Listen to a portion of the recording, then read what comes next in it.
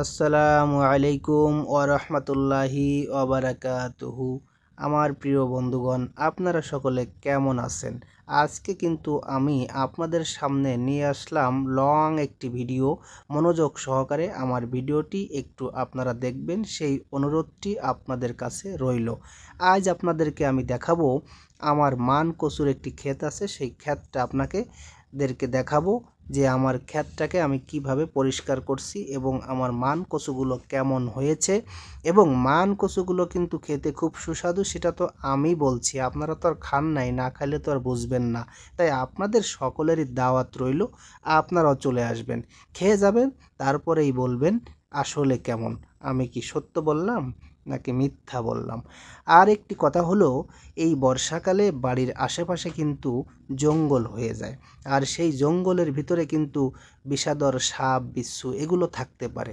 তাতে কি হবে, আপনার বাড়ির লোকজনের চলাফেরা করতে অসুবিধা হতে পারে, বা যে কোনো সময় যে কোনো দুর্ঘটনা ঘটে যেতে পারে।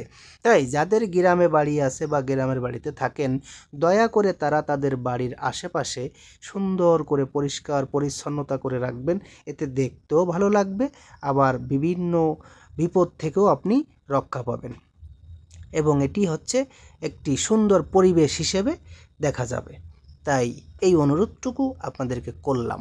ভিডিওটা একটু লং হয়ে যাচ্ছে, এজন্য ভয়েস দিতে দিতেও কষ্ট হয়ে যাচ্ছে, কিন্তু আপনারা আবার কিছু মনে করবেন না।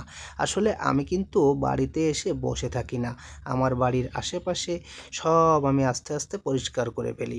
আমি কিন্তু আবার আমার নিজের কাজটাকে একটু বেশি পছন্দ করি, কারণ আমি যেভাবে কাজ করি অন্যের কাজ কিন্তু আমার একটু পছন্দ কম হয়, কারণ নিজের কাজটাকে নিজে করতেই একটু পছন্দ বেশি করি। এই জন্যই বাড়ির আশেপাশে কিন্তু আমি একেবারে পরিষ্কার করে রাখার চেষ্টা করি, কারণ আমি তো বাড়িতে থাকি না, চাকরি করি, যার কারণেই বাড়ি একটু আশেপাশে জঙ্গল হয়ে যায়, ময়লা হয়ে যায়। অনেক দিন পরে পরে আসি, তখন এসে আবার এটিকে সুন্দর করে পরিষ্কার করে দিয়ে যাই। তাই আপনারাও আপনাদের বাড়ির আশেপাশে পরিষ্কার করে রাখবেন। আর এই মান কচুর ক্ষেতটা কিন্তু আমি বেশি দিন আগে করি নাই, 3-4 মাস আগে লাগাই থুয়ে গেছিলাম। এসে দেখি এত সুন্দর হয়ে গেছে, গাছগুলো এত বড় বড় হয়ে গেছে, এবং ভিতর দিয়ে একটু ময়লা হয়ে গেছে, সেগুলোকে কিন্তু সুন্দর করে আমি পরিষ্কার করে দিলাম। আপনারা দেখতেই পাচ্ছেন সেটি ভিডিওর মাধ্যমে। মনোযোগ সহকারে ভিডিওটা শুরু থেকে শেষ পর্যন্ত দেখবেন, কারণ ভিডিওটা কিন্তু একটু লং হয়ে গিয়েছে, আর ফেসবুক প্ল্যাটফর্মে তো লং ভিডিও কেউ দেখতেই চায় না, তারপরেও দিলাম, একটু দেখবেন। আপনারা দেখলে আমার একটু ভালো লাগবে, যে না, আমার বন্ধুরা আমার ভিডিওটা দেখেছে, এইটা দেখেই আমার একটু ভালো লাগবে। আর এই ভালো লাগা থেকেই কিন্তু আপনাদের প্রতি আমার ভালোবাসা সৃষ্টি হবে, তাহলে আমাদের ভ্রাতৃত্বের বন্ধনটা কিন্তু আরও গাঢ় হয়ে যাবে। একে অপরের বাড়িতে আমরা যাওয়া আসা করার একটা সুযোগ পেয়ে যাব।